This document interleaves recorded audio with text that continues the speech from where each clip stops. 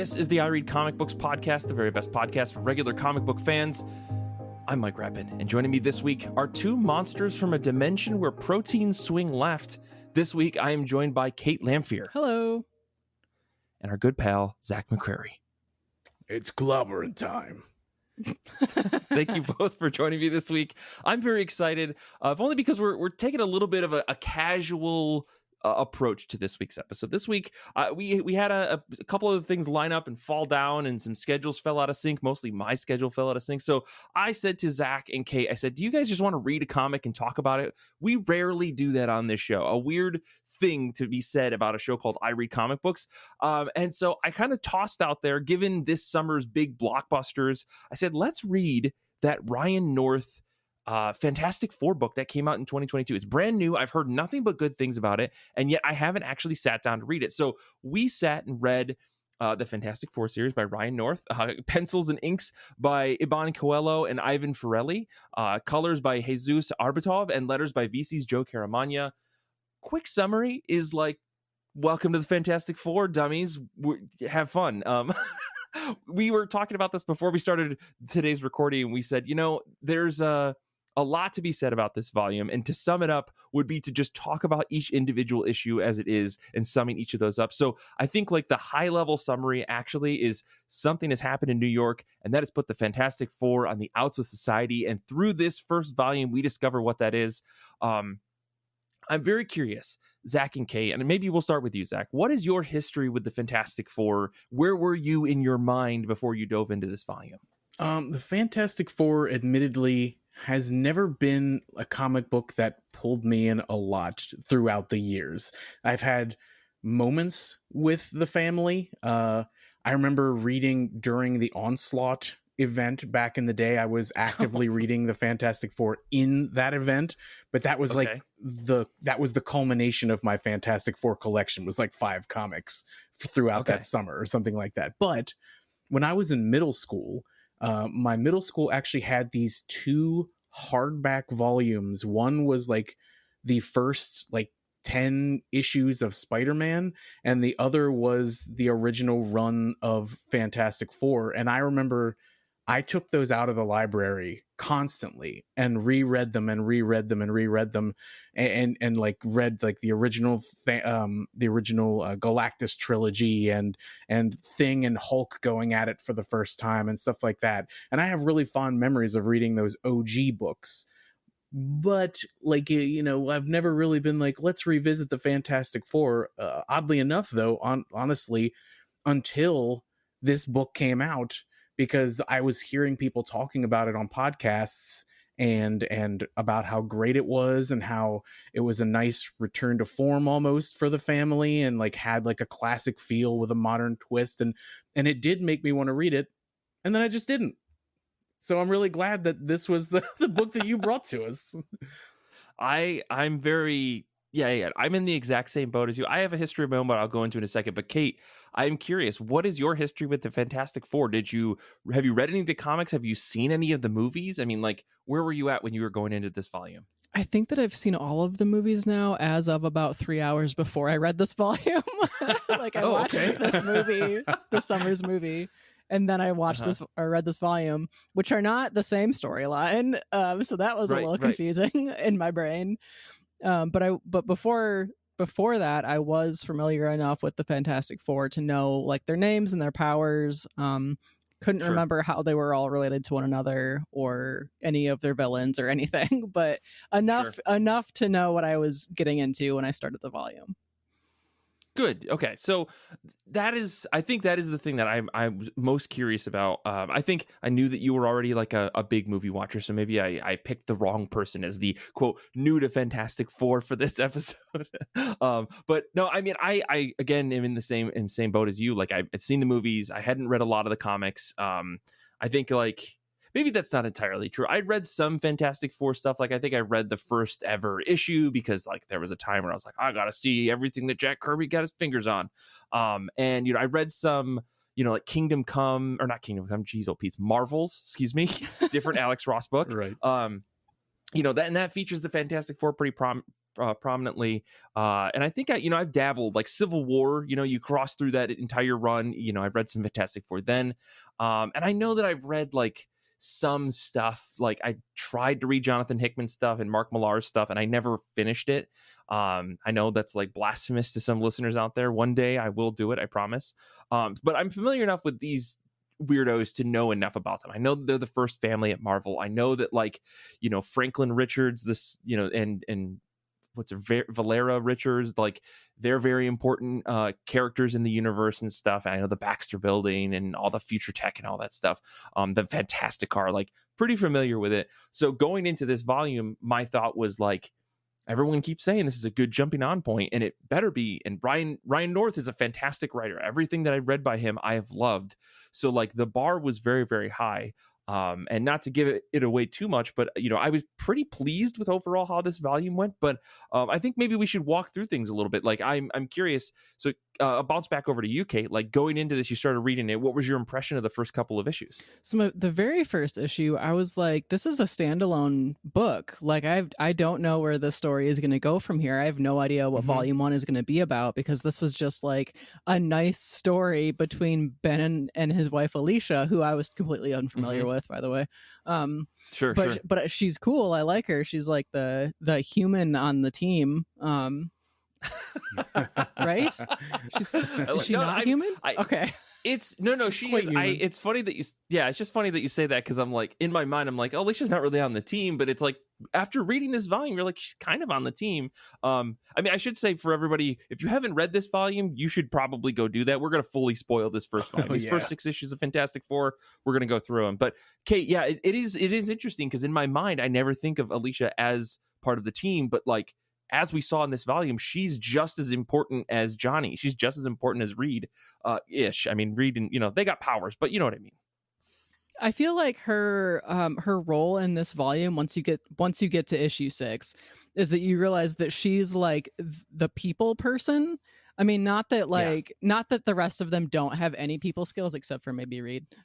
But but she's the person that they like have talk to people and just like navigate social situations. And then I was kind of worried about them making her out to be like a person who was easily injured or something that they always had to save. And so far that really hasn't happened.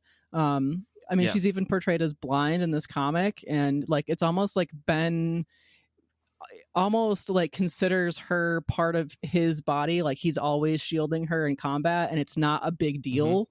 Like he just knows where she's at, and they almost are like working. She's not fighting anything, but it's like they're working together on the battlefield, like to keep her safe, and then him also fighting as part of a battle.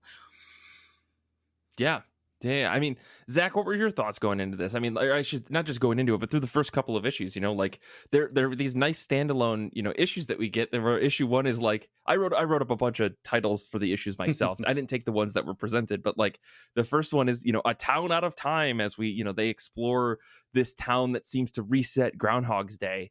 And I remember, I think I read this issue when it first came out, and I was like, oh, that's kind of fun. I'm not interested. And I just moved on. So I guess, Zach, I know we had to read it for the episode, but like, were you hooked after this first one? I was. Maybe because I kind of went in knowing what to expect, but I also just really enjoyed it as kind of what you were saying at the top of the show, looking at it as like a reintroduction to the characters, kind of like hey, if you don't remember me, here's who I am, and this is what I do, and this is how I react to things. And I enjoyed getting a couple issues of just a reintroduction to these characters, even though they're characters that we all know. Because like what we were saying before about the Fantastic Four, I think the reason that we all are familiar with these characters, even if we didn't read them, is because they are so ingrained in Marvel that they show up everywhere. Everyone goes to read for things. Johnny and Spider-Man have an amazing relationship, and all that kind of stuff. So like they are around always, and I just thought it was fun getting to see them almost on vacation, even though they're not technically on vacation, and just reintroduce me to how these characters interact with each other and apart, and then see them coming back together and working as a team again. I thought that was a lot of fun. Yeah.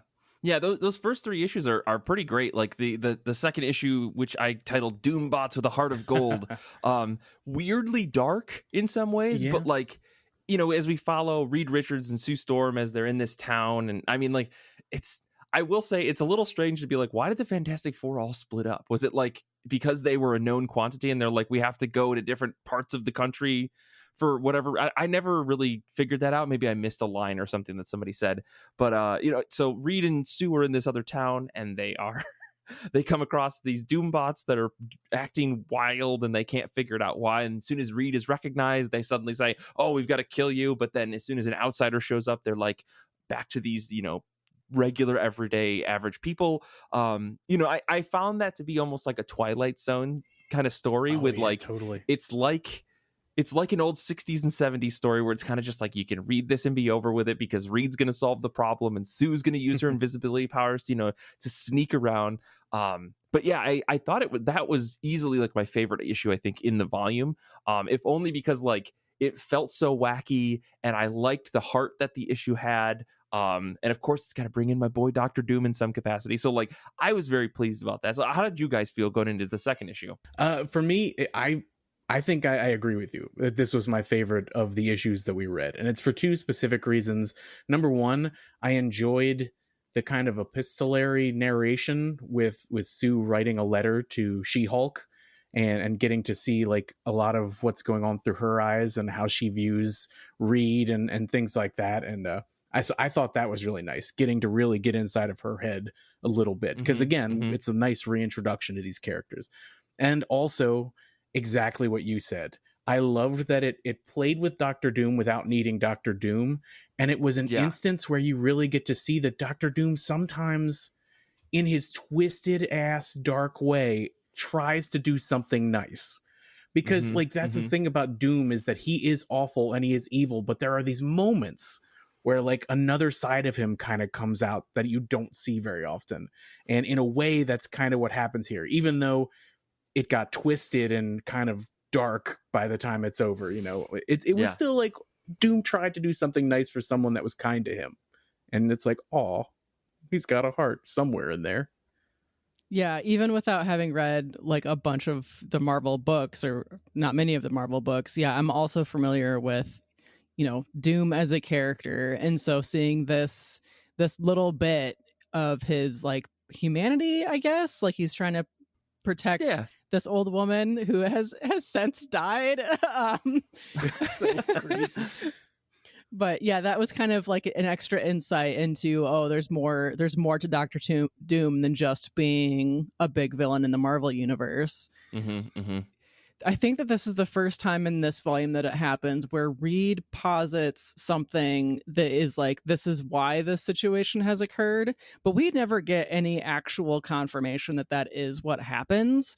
Like there's no like written manifesto or recording or anything. Right. We're just supposed to take Reed at his word. And it's not the first time that happens in the volume. And so that has made me wonder, like, this guy, like, yeah, he's got superpowers, but he's just a guy. Like, he's just a really smart guy. At some point, he's going to be wrong. And what happens when they're all depending on him being right? And I guess the answer is they all get superpowers in space. But, like, what happens the next time? Well, that is, I totally agree. I think that is maybe the thing that irked me about this volume is, like, Reed just over explaining something and then it actually being the case, right? Like we see this later in the volume with the algae. We see this with the blotting out the sun thing that they, all that stuff, or excuse me, bacteria, I guess. It is a little like goofy that Reed just has a hypothesis and it turns out to be right. Like, would the issue have felt better if there was like a recording from the Doombot that's like Dr. Doom saying like, and blah blah blah, like this sanctimonious woman, blah blah blah, I'm gonna make sure that she never has to want for anything. I don't know. Like, part of me is like, I agree, where I'm like, it would have been nice if like he opened up the Doombot and there's a note like or something ridiculous. Like Reed mentions like, oh, this Doombot replicated itself or made other Doombots or something, but they never find like a machine or like any kind of blueprint or like programming that says that it can do that. Like, is this a thing that Doombots do? My only thought was that like the Doombots, they'll pretty much do anything to complete their directive, right? Like they will, all the way from like creating, sleeper cell agents and other people to just like, building a zillion little micro machines to like blast into the Baxter building. So the fact that, Dr. Doom program these things to be like number one objective or directive was to take care of this woman, and number two was of course kill Reed Richards, adds this like goofy golden age, silver age flair to the entire story, where you're just like, well, if they know that number one is no longer possible, so we got to move on to number two, and that's kill Reed Richards. I think that's really fantastic in terms of like just the goofiness of it all. Does it make the issue a little annoying? Yes. But I think, again, to go back to this welcome to the Fantastic Four kind of mindset that this series has, it totally works. It's like, this is what you can expect. Reed Richards is going to save everything, and we can build up these expectations so that when we get to the chance where it doesn't work, then our expectations can be flipped. So, but I totally agree with you, Kate. It's kind of like, it's kind of out there. I guess I'm the outlier because I loved that aspect of this, because it's like very Sherlock Holmes, where it's just like, yes, of course I'm right, and you're just going to accept it. Like Sherlock just being like, well, I figured it out because blah, blah, blah, and part A goes to part B, and that's how I knew.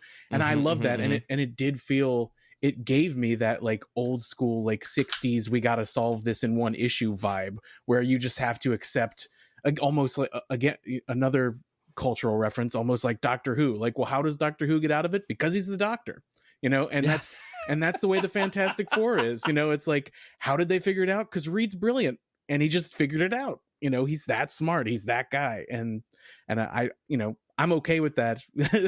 But again, but at the same time, I totally agree that letting him be brilliant and get all these things right, I think when we do get the reveal of what happened that made them turn on the Fantastic Four, and you get that moment where Reed did something that no one agrees with, you get to see him kind of break down because of it. I think that's, and you even saw that in the movie, this most recent film. I felt that they did a good job of having moments where this brilliant guy can't deal with the fact that he can't figure out what to do. And I think that that's when Reed is the most interesting, is when he can't figure it out. And so giving us him just being like, yep, it's a interdimensional, mold or whatever. And yep, it's this is why he made the Doombots. And that I'm cool with it, because it helped us down the road a bit. Yeah, that's a good point. Like, he builds up all of these little things that make you trust everything that he says, but then it's the big things that really get him in trouble. Right. Yep. Well, let's completely change subjects and start talking about Johnny Storm, aka the badly undercover union organizer. I don't know how I feel about this issue, where we figure out what Johnny Storm's been up to, in that he's stopping tornadoes with his heat powers, but also he's working some dead-end job as Johnny Fairweather, which just made me burst out laughing when I read it the first time. I don't know. What a weird issue. I don't know how to sum it up other than like Johnny Storm's just trying to lay low and can't stop being Johnny Storm. Can't do it. What did you guys think of this? So I noticed that Johnny was the only one of the team who was alone. Like, everybody else was paired up. And so I like that he jumped in to protect his coworkers, and he ends up using labor laws to protect them more so even than his superpowers. And he kind of gets them involved in helping themselves, and like the coworkers helping one another. And then it turns out at the end that they all knew that he was Johnny Storm all along. I know. I did think that was a pretty great way to wrap it all up, because they were all playing along with it. Like, it's such a such a good bit. Like, again, this is where I was like, when I saw Ryan North's name on this book, I kind of had expected it to, I was kind of worried that it was only going to be a funny book. And the fact that it is a pretty serious book that has some funny bits in it is very refreshing. This is me just being biased about, some creators like Chip Zdarsky doing Batman. I'm like, it's going to be a funny book. And it's like, no, he's a very good writer. He also writes comedy books. It's different, Mike. And, so I have to be reminded. So I was glad. But the Johnny issue, I think, had the most humor in it of the three so far. And I did appreciate that, because of all the people to be a goofball, it's got to be Johnny Storm, right? Totally.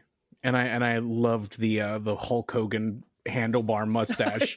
That's so ridiculous. I loved it in that issue, and then by the time those 6 issues were over, I was like, that needs to go. I got tired of looking at it. Yeah. It's such a weird thing to have drawn on somebody's face. Like, I don't know. Like, I can understand like the regular stash on like an Iron Man, but like the full Hulk Hogan thing, like it's just weird. Like, only villains get to have that kind of facial hair in comics. I definitely thought that he had a stick-on mustache for a little while, because just the way that you see the Jonathan Fairweather persona, and then he's talking about like, oh, I've dyed my hair and now I have this mustache, and I'm like, so do you have like 50 stick-on mustaches that you just go through and you have to like bulk order them? That would have been even more funny to me. I wish that was the case. It just comes that he off kept burning mid-fight. off the mustaches and having to put new ones on. Oh man. But yeah, good issue. I feel like it moved pretty quick overall. Like, you know, we get to see him doing the right thing, and also, you know, showing bad practice it's due by getting a guy arrested, essentially, right? I kind of like the spin they took with that villain too, where he's just like, I know you're not going to touch me, and I'm willing to get a little burn to punch you in the face. And I thought that was an interesting twist for a villain for Johnny. Absolutely. Yeah, they did a really good job at bringing back old villains and old characters. Like, we've got like Nick Scratch at one point, or they revisit the Dark Dimension or something, and then even the Parasite they mentioned is from another issue. And I didn't feel lost by any of it. Like, yeah, they were Easter eggs and call outs for fans that have been reading this for a long time, but they do a really good job at adding like a 1 or 2 sentence summary of where they know this villain from. And I think that the only issue that doesn't happen, and it's the very first one, where it's somebody that doesn't even know that they have superpowers. Yeah, I think so. I think you're right. Yeah, because the people stuck in the 1920s or whatever. Yeah, they just like, you're just a big fella, aren't you? Big monster. But yeah, I mean, let's talk about issue 4, which is titled "Whatever Happened to the Fantastic Four," which is where we actually get the backstory here, right? What did you guys think of this? I like this idea of something big is going to happen, and the only way to stop it is for Reed to make a drastic decision that he sees as like super logical and the right thing to do. And he's like, it's just a year, it's totally fine. And then like the narration of the issue is just like, Reed, you're thinking too big, you know? I really, really like that. Like the last few pages of that made me go, oh, wow, this is like very well done, in the sense of like the Fantastic Four saved the day, you know, by transporting their building or this entire block to another time and space, which I thought was such a goofy idea, but like whatever. But then we show like, oh, there are children whose parents are gone now for a year, or parents whose children were in school and they won't see them for a year, and they're going to be the same age, but their parents are going to be older, or vice versa, right? Like a city can't operate without one of its block is maybe the most interesting idea to pose inside of a comic like this, not only because of it being the Fantastic Four and doing, you know, Reed Richards thinking too big, but like I think the implication here of like, if you remove an entire batch of people from a place, that place is worse off from it, right? There's a bit of a veiled idea here about immigration and about people who are just suddenly removed from a place that maybe Ryan North was talking about in 2022 feels very prescient in 2025. Right. But I was curious about what you guys thought about this issue, because obviously there's big sci-fi stuff, big all sorts of stuff, big fights and action, in classic Fantastic Four style. But like, what was your takeaway? Zach, let's start with you. I didn't even consider that, like the deeper implications of how you could look at that issue compared to current day America, but that totally makes sense. It also kind of harkened me back to the MCU, because it's almost like Reed did a mini blip, and you know, it's kind of the same thing, and Thanos was the villain. You know, yeah. But that's good. What I love about it is kind of what I was getting at earlier with this, is like Reed does this with his big logic brain, because to him it makes perfect sense. This is the only way to take care of business. It's the only way to stop this invasion, and it's gonna be fine. It's only a year. But then everyone around him, who are like the people that keep him grounded and keep him human, have to remind him of what has happened, and you can see that hit him. you watch that hit him, and then the human side of Reed comes out, and he reacts emotionally, and it's like, I was only doing what I thought was right. I was trying to help. I was trying to do the right thing, and I thought that was a pretty powerful moment. It was kind of silly leading up to it, just a big invasion storyline, annihilation wave, yeah, whatever. Exactly. It's just your typical alien invasion stuff, but then like it was a pretty powerful moment at the end there when like Ben and just lost her name, Ben and Alicia, thank you. When Ben and Alicia are like, so you're telling us our children are just gone and he's like, it's just for a year. That's a year, Reed. I thought that was pretty powerful. I liked it. Yeah. Kate, what was your thoughts on the issue? I mean, this is like, again, bombastic Fantastic Four to the max with a modern day twist, I think. So like, how are you feeling about it? Yeah, I feel like my thoughts went to more like COVID, like everything went on pause for what we thought was going to be a short amount of time. But like in that time, everyone aged and everything changed. And like, yeah, it felt like we were frozen in time maybe. But everything moved around us, and everybody went through that. And this was released in 2022 when we were starting to come out of isolation, or what I was starting to come out of isolation. Sure. Yeah. So, but damn.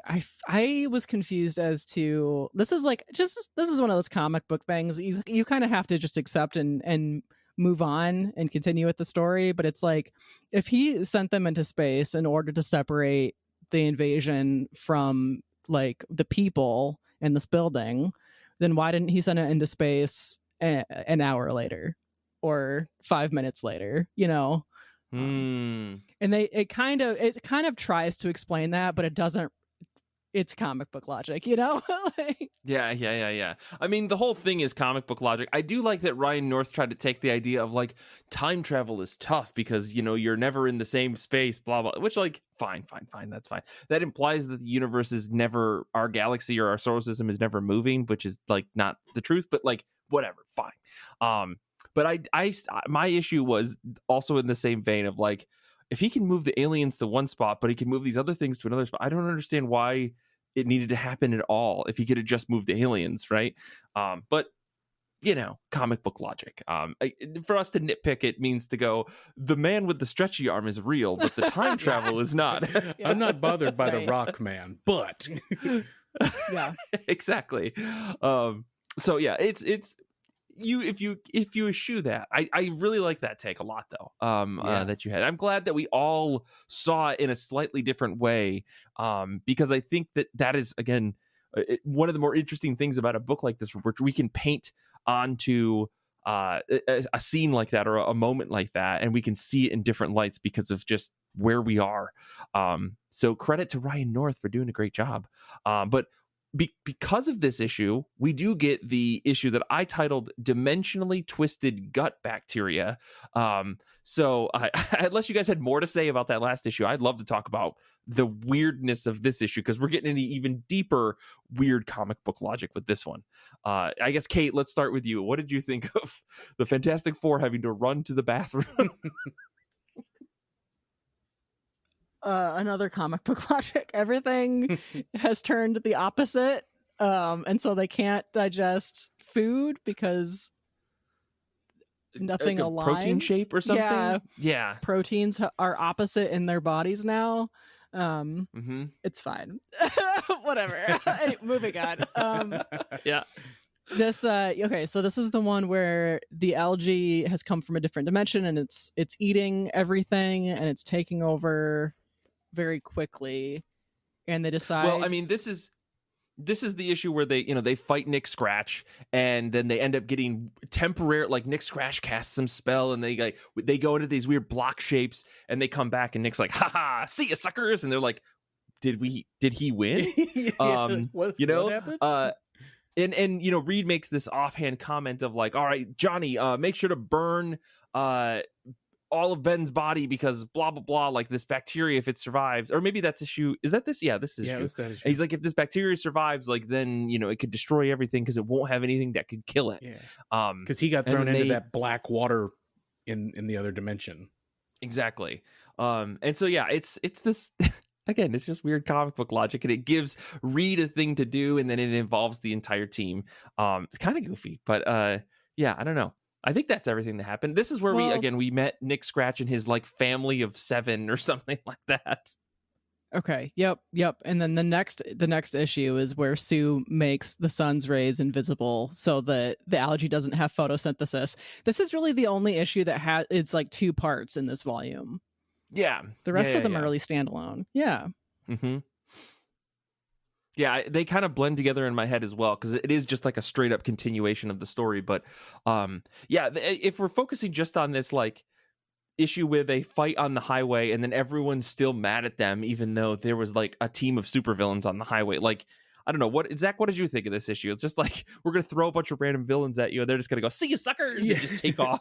It was dumb and fun. Like that's how I felt. It was dumb fun, and then they go into this other dimension to try and reverse themselves back to proper, and somehow like we get this like weird thing with Reed where he turns himself into, it's almost like Ryan North took like some really good like acid or something before he wrote this one, because like he starts with the blocks and each of them are in a different block, and Reed's body's all twisted up and his eyes open and he's got the genome or whatever inside, and I'm like, what is happening? Like, how did Reed like tap into the spiritual essence of this dimension to fix everyone? Like, what is happening? But I'm just like, I accept this. I'm just accepting this and I'm enjoying the ride.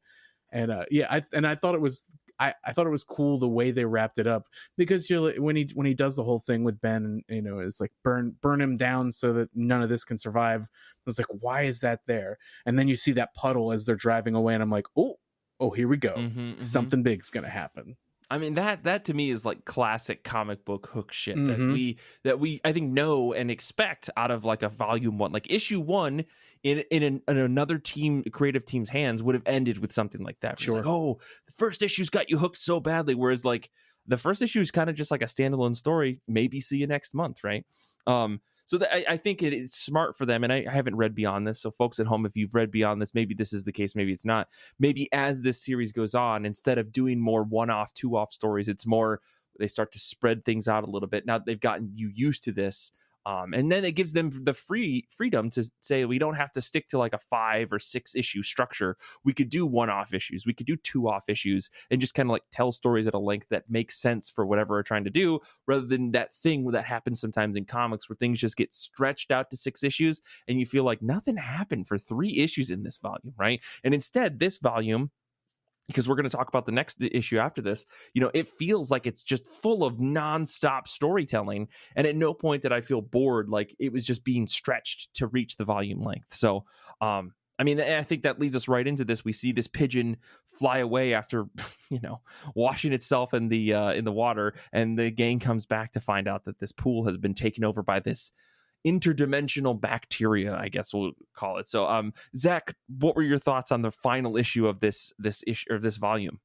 Again, it was just bonkers, ridiculous, over the top. Like it felt like a silly 60s like over the top solution to something like this, and I enjoyed that. And I also enjoyed getting to see a little bit of the Storm siblings just getting to hang out and talk amongst themselves in space. I enjoyed that a lot. It was just silly. Like the whole thing was silly, and I think that's what I enjoyed about it. It was kind of I've been reading some heavy books lately, and it was kind of a breath of fresh air to just kind of, you could say, turn my mind off and just enjoy it for what it is and just accept that this is happening. You know what I mean? And I thought that was what made it an enjoyable read. And I like that Alicia got to be more involved, like what Kate was saying earlier, where she feels like part of the team. I thought that was really cool that she wasn't just kind of tagging along with Ben; she was actively part of the team. Yeah. I mean, Kate, what was your takeaway on this last issue? Because I really want to talk about the end, but I don't want to get there too quickly. Yeah. Okay. So I feel like Johnny really argued to go into space with Sue, and he was like, I'm going to keep her warm in the cabin. I'm going to regulate the temperature. There is I can't remember if it's in this issue, but there is a part where he sucks up heat. And somebody is like, I bet you didn't remember that I could do that, sis. But then she's like looking at the camera like, this is for you, reader. But then he's not even in the same cabin in their plane. Their cabins are like split up. Yeah. Like Yeah. It's fine. Whatever. I also enjoyed seeing them together. I mean, there's a whole bunch of questions that I had about all of that. There, like, I think 3 times in this volume, Reed is like, the fantastic car can do that, but not running on gasoline. And I'm like, yeah. Then what's the point, Reed? What are you doing? Yeah. And then so Johnny has to fly her to space or whatever. I read that in my mind, the reason why he had to stay in a different section is because he had to stay somewhere where there was an airlock or something, because he had to go out into space. But then I'm like, but we clearly have established in this volume that he needs air to burn because he was going to, quote, suffocate the villain earlier. So I'm like, I don't know. Again, comic book logic. Maybe we shouldn't think about it too much. But yeah, that also kind of confused me. And I was like, they get to spend some time together. We get to like mix up the team a little bit, rather than it just being, Johnny and the Thing, and then Reed and Sue, and then Alicia's also there. And, we actually get to see the Storm siblings hang out. How did you guys feel about these last 2 issues having a different art team? I did notice that the art changed a little bit between issues 4 and 5. And I noticed that it was a different artist. Not so much that it's like drastically different styles, but I'm curious to know if you guys had any thoughts on it, because I feel like the first 4 issues, everyone looked kind of young and hot. And the last 4, everyone looks a lot cartoonier. What were your thoughts on that?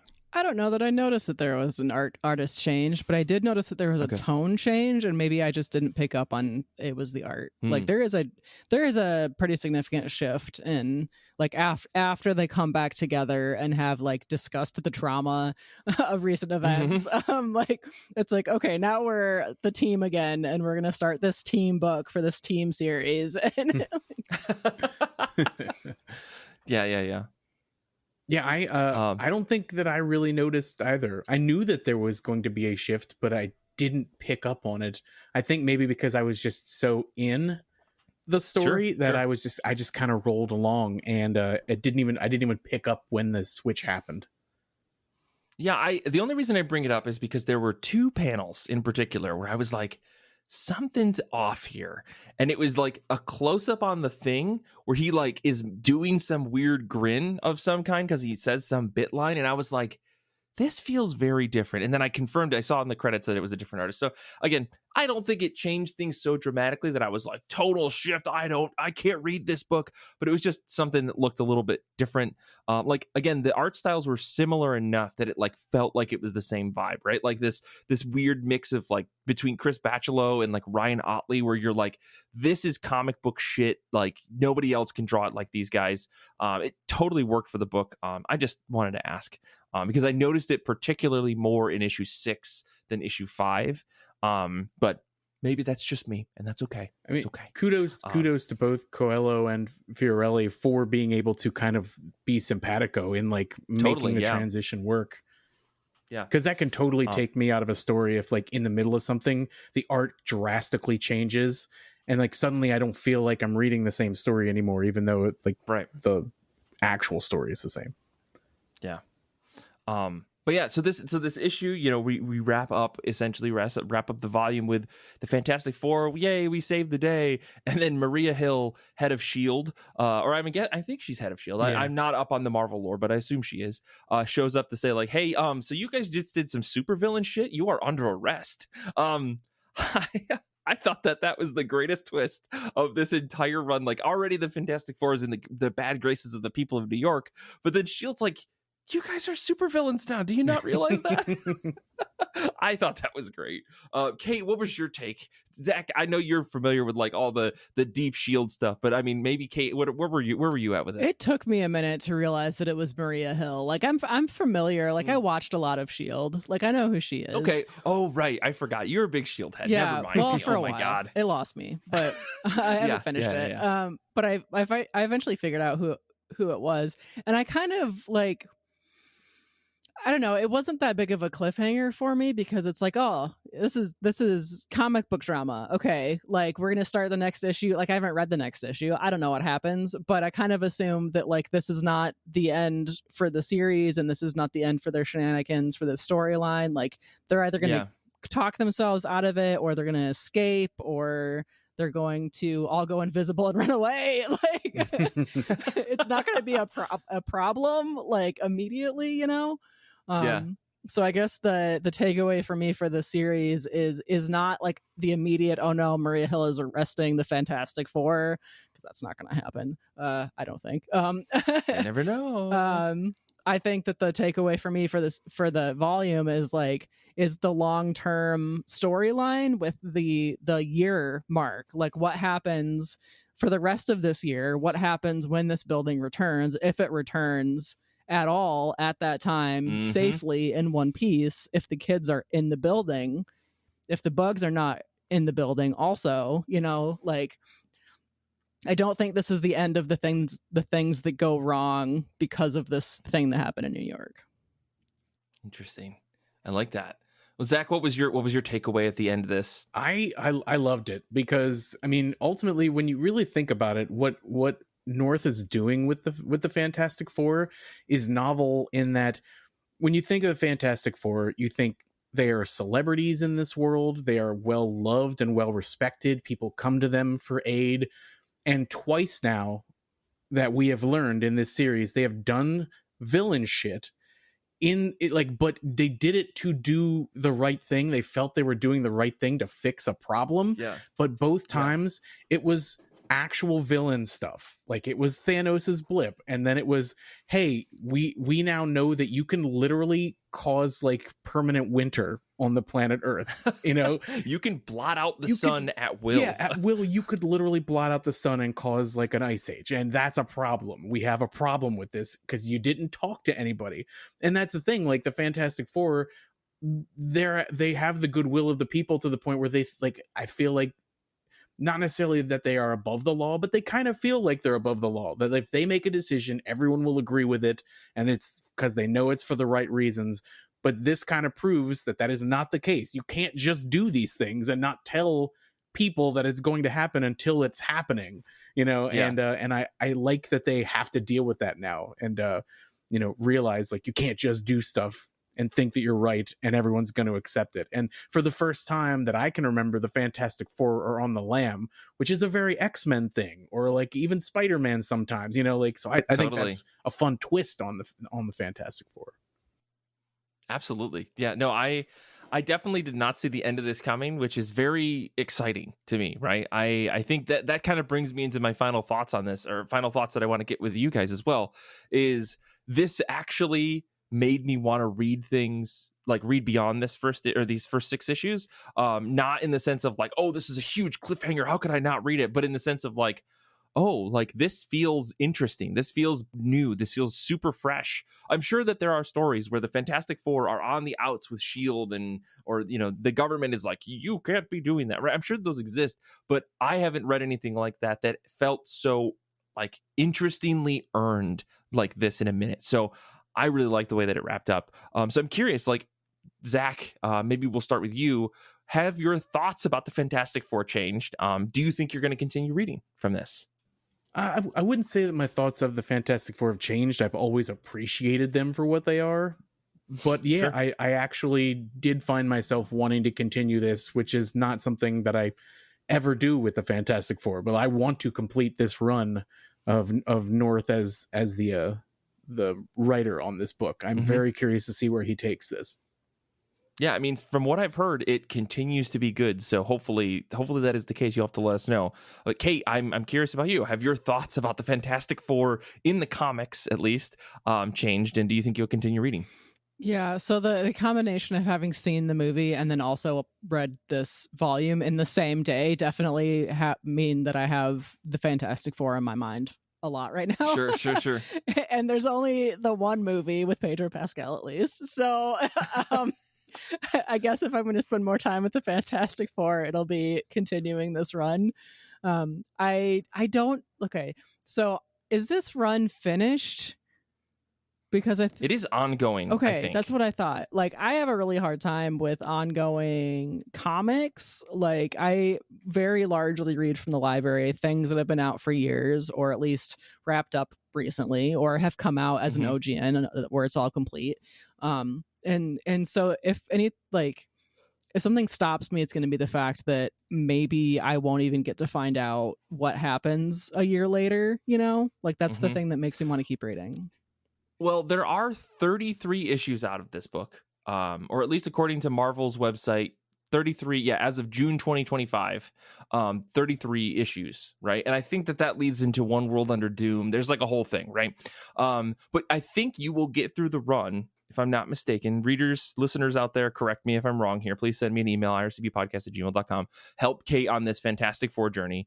But I think you'll get through that story, and then you can dive into the big event that happens, which is One World Under Doom. I don't even know what that means. I'm guessing that they resolve the 1 year later story at some point before this happens. If not, time is moving very slow in the Fantastic Four universe. So, yeah. Okay. I don't want to say you should keep reading, but it sounds to me like, based on what I'm seeing online, you should have a good final ending, at least for this run. Okay. So what I'm hearing is that they get the kids. No, they get the building back, but the kids aren't in it because Doom has kidnapped them. That's my prediction. That's how we get the One World Under Doom. Or Doom is in the building full of Doombots from issue 1. They're all dressed as humans. Old lady Doombots. Yeah. Wow. Okay. Well, Kate, you'll have to let us know. You'll have to catch us up once you read the next 27 issues of the series. So let us know. That's how math works. Yeah. Well, I guess the last thing I'll say for my piece on this, Fantastic Four feels exactly the same. I think I'll probably keep reading for the next volume. This was a pretty easy read to sit down and do, like, in a way that only Capes Comics can do, where you're kind of just like, this feels episodic. It doesn't feel like I need to put too much thought into it. Like, I can kind of just read it. The art's pretty good. I don't have to think too hard about it, and I appreciate that. There's some Capes books that are just like drawn out and slow, and then there's some that are like, you have to read one issue every day, otherwise you can't keep it up in your head, and 2, it's so dense that if you read anymore, you won't be able to comprehend it. So I'm glad that this sits right in the middle of all that, where it's just good. I think my ratings on this was pretty in the middle, like 3s and 4s. There was no standout issue in the volume, but that makes a good comic book, right? It doesn't have to be all bangers. It can be just fine, and I think that makes a good book. So final question before we wrap up here. I'll start with Zach. Would you recommend this to someone looking for a superhero comic to read? Just like as something that, like, hey, I want a volume 1. Would you recommend this to somebody? Yeah, absolutely. Because again, it's a nice reintroduction to these characters, or an introduction to them, and you really get a feel for them and their dynamic with each other, and just kind of the hijinks that they get into. So I think it's a great introduction for somebody who wants to get into a superhero book. Cool. Kate, what about you? Some rando comes up to you and says, hey, give me a superhero comic. Would you pick this one? Yeah, I might be more likely to recommend something that's just like a 1 volume and done kind of thing, like for a brand new comic reader. But if somebody's familiar with comics and how series work, then yeah, I think I like this one because it starts with those kind of single standalone stories. Yeah, definitely. I think outside of maybe there's an Alex Ross Fantastic Four book that he did a few years back. I think this would be a great introduction to someone. I think I would recommend this, I guess is what I'm saying, more so than the Jonathan Hickman run that is, everyone celebrates, but it like starts at like Fantastic Four, like 536. And I feel weird recommending a volume 1 that also has like a 536 in it, or whatever the number is. That always feels strange to me. So I'm like, if I could just give someone, it's like, this is Fantastic Four number 1. You can find it on Marvel Unlimited. You can find it at your local comic shop. You can find it at your library. It's going to be the new one, the newest one. I feel like that's good. Now, ask me again in 5 years if I feel the same. I don't know. But like right now in 2025, I think this would be a great recommendation to someone who wants to get into Fantastic Four and experience the comic version of these characters, maybe just seeing the movie. Dude, the idea of someone being like, how can I start reading the Fantastic Four, and then handing them Jonathan Hickman's run is mean. I love Jonathan Hickman. Everything Hickman does, I love. But that man, like, there are so many layers to those onions that he works on. And my God, that would be a bad introduction for somebody. I mean, I've heard it's such a good run, but I know that it is heavy. Like, that to me feels like I'd like to, if I want to softball someone into liking these types of comics, I think this run is great. I think Ryan North does a great job. I think the art is classic comic booky. It feels really nice. It's not too over the top. It's not too stylized. It feels comic booky in a way that is fun and exciting. And the action's great. The soft moments are great. Like, the comedy works. Like, I think it across the board is a totally sellable book to pretty much anybody who's curious about comics. Yeah. So that's where I stand on it. Stop telling me otherwise, guys. Jeez. It's almost like if someone came to you and was like, I've never read a novel before. Where should I start? And you're like, well, let me tell you about a man named Tolstoy. Like, that's where you start. Yeah. Cool. Well, I think that's going to do it for us today. I want to thank both Zach and Kate for sitting down and taking this off the wall, pick that I had just literally like 3 days ago and said, hey, can we read this comic book and record something? And you guys are both down. So thank you for that. I'll thank you, Zander, for editing this episode. Thank you to everybody out there who's listening. And I guess until next time, comics are good, and so are you.